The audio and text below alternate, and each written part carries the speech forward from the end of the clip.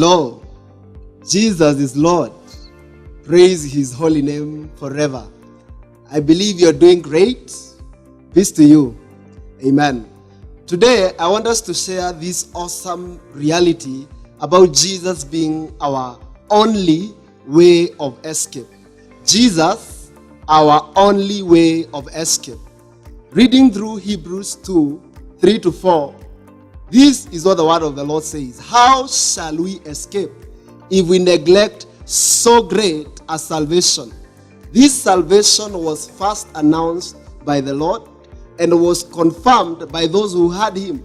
God also testified to it by signs, wonders, and various miracles, and by gifts of the Holy Spirit distributed according to his will. Consider two thoughts.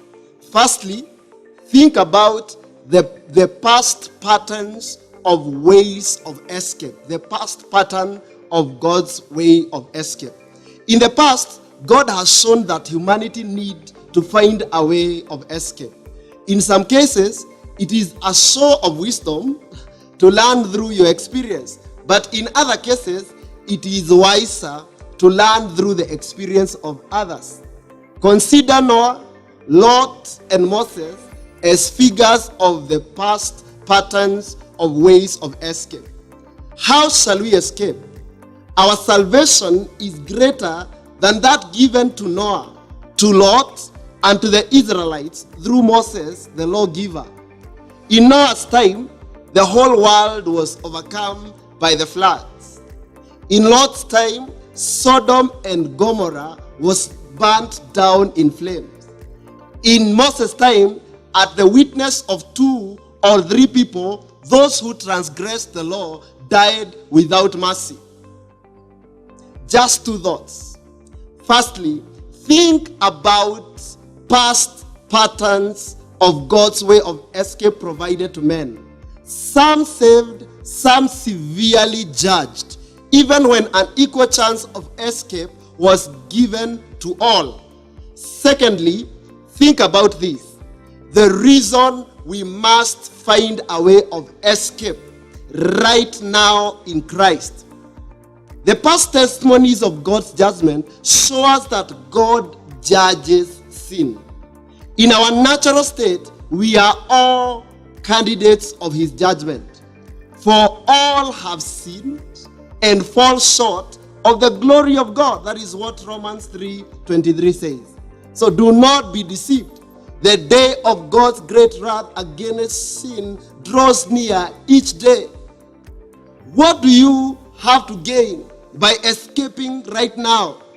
You have your life to secure in this life and in the one to come. You have an eternity of being in joy with the Lord, totally fulfilled, more than we can grasp right now.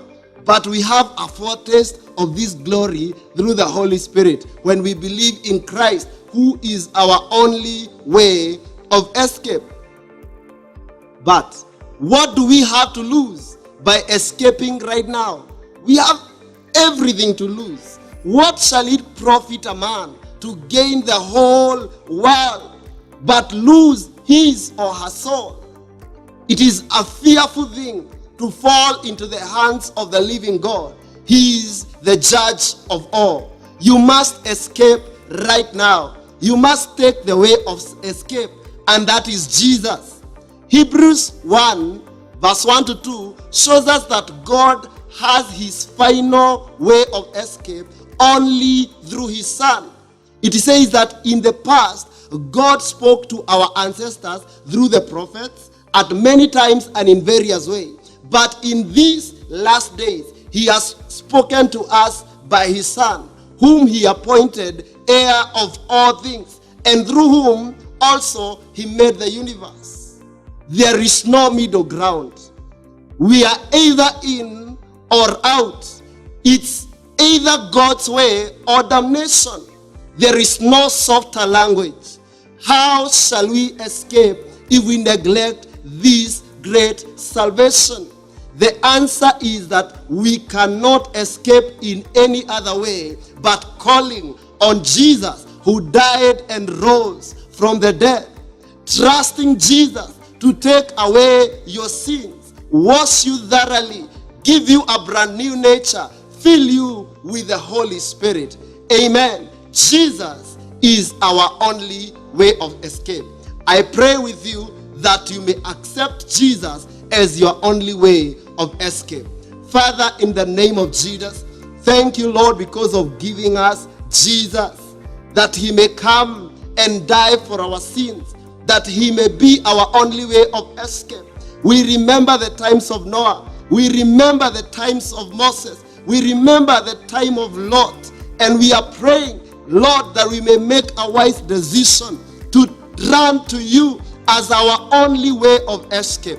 We thank you because of promising us life. May we escape the judgment that is soon coming by believing in you as our only Lord and Savior. In Jesus' name we pray. Amen. The Lord do you good. Jesus is your only way of escape. Amen.